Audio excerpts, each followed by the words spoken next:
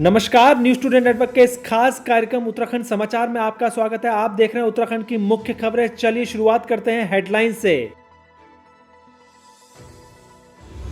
प्रदेश में 21 सितंबर से भी नहीं खुलेंगे स्कूल। शिक्षा मंत्री के ऐलान के बाद स्कूल संचालकों ने ली राहत की सांस। कालाडूंगी के कॉर्बेट फॉल में बनेगा इंटरप्रिटेशन सेंटर और चिल्ड्रंस पार्क। जानिए किस तरह होंगे वहां जानवरों के दीदार। उत्तराखंड में किसानों के धान खरीद का रेट बढ़ाने के लिए पूर्व राज्य मंत्री का सीएम को प्रस्ताव। देखिए किस तरह लगाई है उन्होंने गणित। सीबीएसई देहरादून के सभी केंद्रों में 22 सितंबर से होंगी 10वीं व 12वीं की कंपार्टमेंट परीक्षाएं। देखिए क्या बनी है पूरी व्यवस्था। केदारनाथ आपदा में लापता लोगों की फिर होगी तलाश शुरू। देखिए हाई कोर्ट के निर्णय पर किस तरह होगी खोजबीन शुरू। उत्तराखंड में कोरोना से मौत का आंकड़ा बढ़कर हुआ 438। देखिए आपके जिले में कितने हैं कोरोना संक्रमित मरीज। अब खबरें विस्तार से। 21 सितंबर से अनलॉक 4 की गाइडलाइन में केंद्र सरकार ने छात्रों के लिए स्कूल को खोले जाने के निर्देश दिए थे, जिसमें केवल परामर्श के लिए शिक्षकों और छात्रों को स्कूल में आने की छूट दी थी। उत्तराखंड में फिलहाल सरकार द्वारा इस संबंध में कोई एसओपी जारी नहीं की गई है। स्कूल खुलने को लेकर निजी स्कूल संचालक असमंजस में हैं। इस संबंध में शिक्षा मंत्री अरविंद पांडे ने साफ कर दिया कि प्रदेश में 21 सितंबर से स्कूल नहीं खोले जाएंगे, जिससे साफ होता है कि ये 21 सितंबर से 50% शिक्षकों की उपस्थिति के साथ छात्रों के लिए परामर्श के लिए भी स्कूल नहीं खोले जाएंगे, यानी प्रदेश में फिलहाल स्कूल बंद ही रहेंगे। बता दें कि उत्तराखंड में इन दिनों लगातार कोरोना के मामले तेजी से बढ़ रहे हैं। पहले जो आंकड़े 500 थे वह अब 1000 के ऊपर पहुंच चुका है। अभी तक प्रदेश में कोरोना मरीजों की संख्या 33,000 के पार पहुंच चुकी है। ऐसे में अंदाजा लगाया जा सकता है कि कोरोना संक्रमण के फैलने के डर से उसको देखते हुए प्रदेश सरकार ने एक बड़ा निर्णय लिया है। वो हमारे बच्चे हैं, हम उनके जीवन से कोई खिलवाड़ नहीं करना चाहते और मैं चाहता हूँ इस संक्रमण को फैलते हुए इसको प्रत्यक्ष जो दिखाई पड़ रहा है, मैं अग्रिम आदेशों तक 21 सितंबर को जो स्कूल खुलने का है मैं इसको अभी वापस लेता हूँ और संबंधित अधिकारियों को हमने निर्देश दिया है कि जब तक माहौल समान नहीं होता तब तक हम स्कूल खोलने की स्थिति में अभी नहीं है। अगली महत्वपूर्ण खबर प्रदेश में बढ़ते पर्यटन कारोबार की। पर्यटन के लिहाज से उत्तराखंड देश विदेश से आने वाले सैलानियों की पहली पसंद बनता जा रहा है। यही वजह है कि प्रदेश सरकार भी पर्यटन को बढ़ावा देने के लिए लगातार नए प्रयास करती रहती है। वहीं अब नैनीताल जिले के कालाडूंगी के नया गांव स्थित कॉर्बेट फॉल में पर्यटकों को लुभाने के लिए सौंदर्यीकरण का कार्य जल्द शुरू होने जा रहा है। इसके लिए वन विभाग ने कवायद शुरू कर दी है। रेंजर द्वारा डीएफओ को फॉल परिसर में इंटरप्रिटेशन सेंटर व चिल्ड्रंस पार्क बनाने का प्रस्ताव भेजा है ताकि सैलानियों की संख्या और बढ़ सके। कॉर्बेट फॉल की तरह साल में 9 महीने पर्यटकों के लिए खुलने वाला कॉर्बेट फॉल से वन विभाग को हर साल करीब 65 से 67 लाख रुपए की कमाई होती है। रेंजर कालाडूंगी अमित गवासा कोटी ने बताया कि इंटरप्रिटेशन सेंटर में बाघ, हाथी, गुलदार, स्थानीय मछली और तितली प्रजातियों से जुड़ी पूरी जानकारी सैलानियों को दी जाएगी। उनके जीवन काल के हर पहलू से पर्यटक रूबरू हो सकेंगे। इसके अलावा चिल्ड्रंस पार्क में झूले लगेंगे। इसके अलावा बर्ड वॉचिंग ट्रेलर भी प्रस्ताव में शामिल है। रेंजर अमित के मुताबिक इस काम को 62 लाख रुपए का बजट खर्च होगा। मंजूरी मिलते ही सौंदर्यीकरण का काम शुरू कर दिया जाएगा। अगली महत्वपूर्ण खबर किसानों के धान खरीद की बढ़ोतरी को लेकर। उत्तराखंड के पूर्व दर्जाधारी राज्य मंत्री व किसान नेता डॉक्टर गणेश उपाध्याय ने उत्तर प्रदेश और हरियाणा सरकार के धान खरीद के मॉडल को उत्तराखंड में लागू करने की मांग की है। उनकी माने तो मौजूदा समय में राज्य सरकार द्वारा किसानों के लिए नॉर्मल धान की खरीद 1868 रुपये प्रति कुंटल व ए ग्रेड के धान की कीमत 1888 रुपये प्रति कुंटल रखी गई है, जो काफ़ी कम है। उन्होंने यूपी और हरियाणा मॉडल की सराहना करते हुए कहा कि किसानों पर जीएसटी की मार काफी ज्यादा पड़ी है। आज कीटनाशक दवाइयों पर 18% जीएसटी, ट्रैक्टर खरीद पर 28% जीएसटी, बीजों पर 12% जीएसटी व कृषि यंत्रों पर 28% जीएसटी किसानों को देनी पड़ रही है।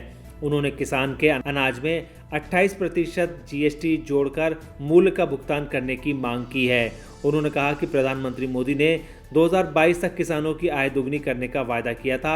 जब किसानों की जीएसटी दे रहा है तो उनकी फसल में भी जीएसटी को जोड़कर मूल्य निर्धारण किया जाना चाहिए। किसानों की बदौलत ही लॉकडाउन में पूरा देश भुखमरी से बचा रहा, लेकिन इसके बावजूद भी सरकार किसानों की ओर कोई ध्यान नहीं दे रही है।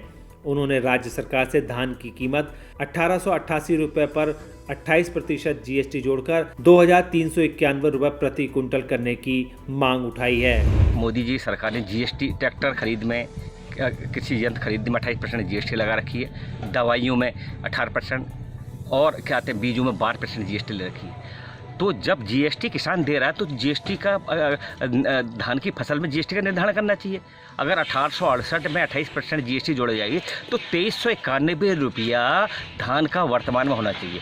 आज धान की जो नीति उत्तराखंड में बनी है एकदम गलत बनी है, गुमराह करने वाली गई है, किसान को लूटने की प्रयास किया गया है।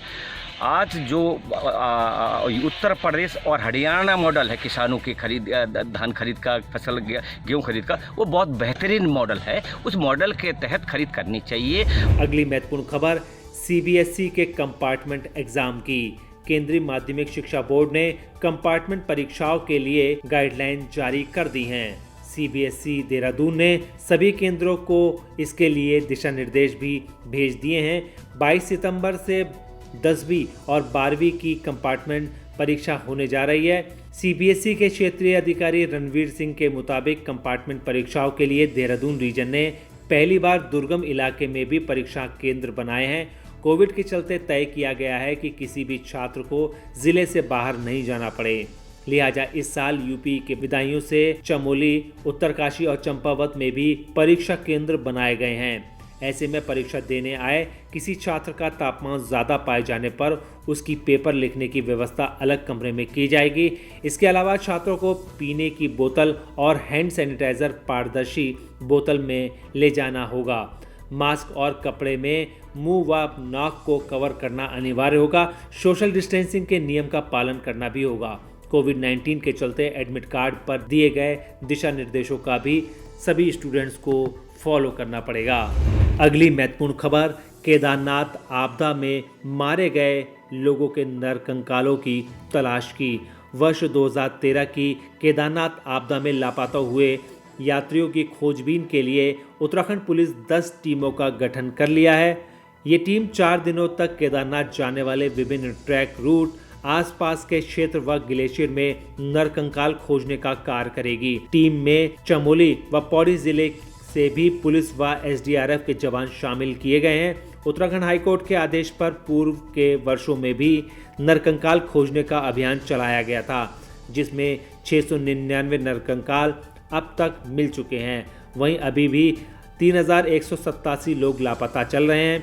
लापता नरकंकालों को अब प्रदेश पुलिस ढूंढेगी। जानकारी के मुताबिक प्रत्येक टीम का नेतृत्व एक उपनिरीक्षक करेगा, जिसके साथ 2 कांस्टेबल एसडीआरएफ तथा 1 फार्मासिस्ट शामिल होगा।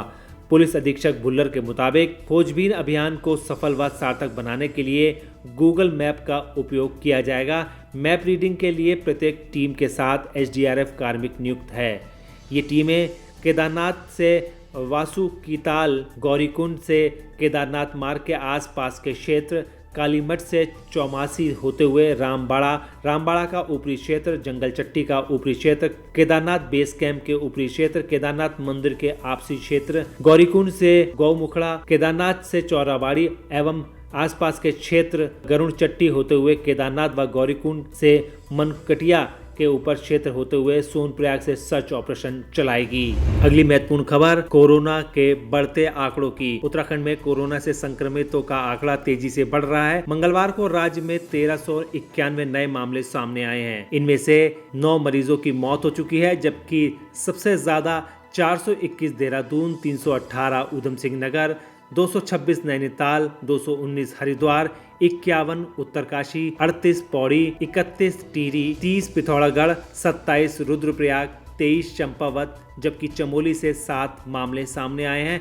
वहीं अब तक राज्य में कुल पॉजिटिव का आंकड़ा 34,407 पहुंच गया है, जबकि 23,000 85 मरीज स्वस्थ हो चुके हैं, लेकिन विभिन्न अस्पतालों में भर्ती कोरोना संक्रमित 438 मरीजों की अब तक मौत हो चुकी है। दोस्तों, हमारा यह वीडियो आपको कैसा लगा आप हमें कमेंट बॉक्स में ज़रूर बताइएगा। अगर आप इसको YouTube पर देख रहे हैं तो हमारे चैनल को सब्सक्राइब करिए। अगर आप Facebook पर देख रहे हैं तो हमारे चैनल को लाइक करिए और हमारे पेज को फॉलो करें। नमस्कार।